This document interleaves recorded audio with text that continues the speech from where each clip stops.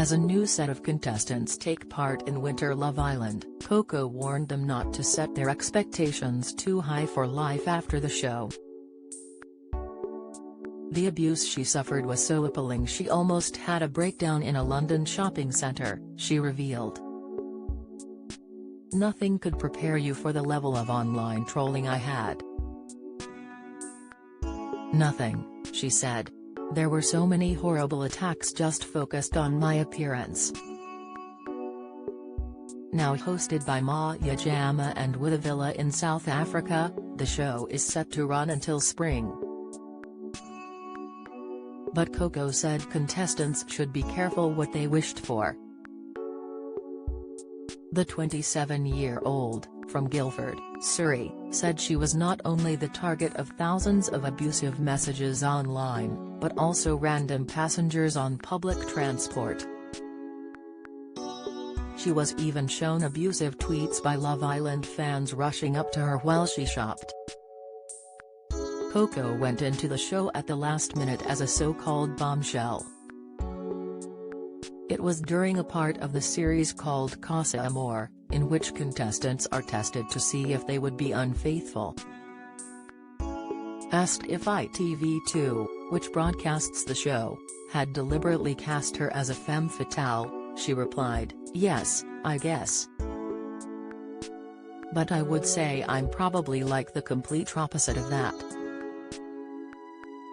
Everyone around her had bigged up her opportunities after she was scouted by the production company to enter Love Island.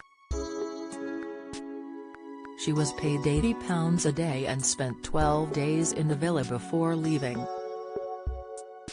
The thing is, you always think you're gonna come out super successful with all these brand deals because everyone around you is hyping you up.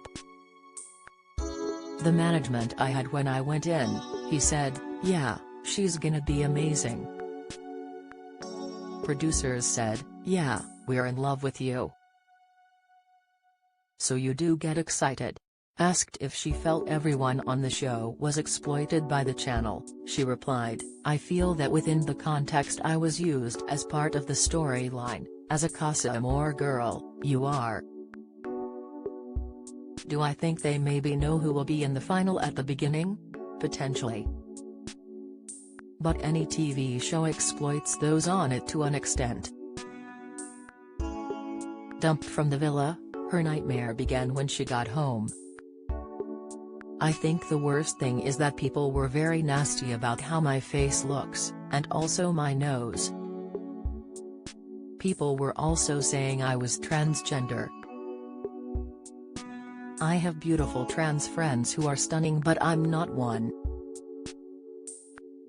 There were people saying I have a face which is as ed up as mine, because I was in a house fire or a car crash.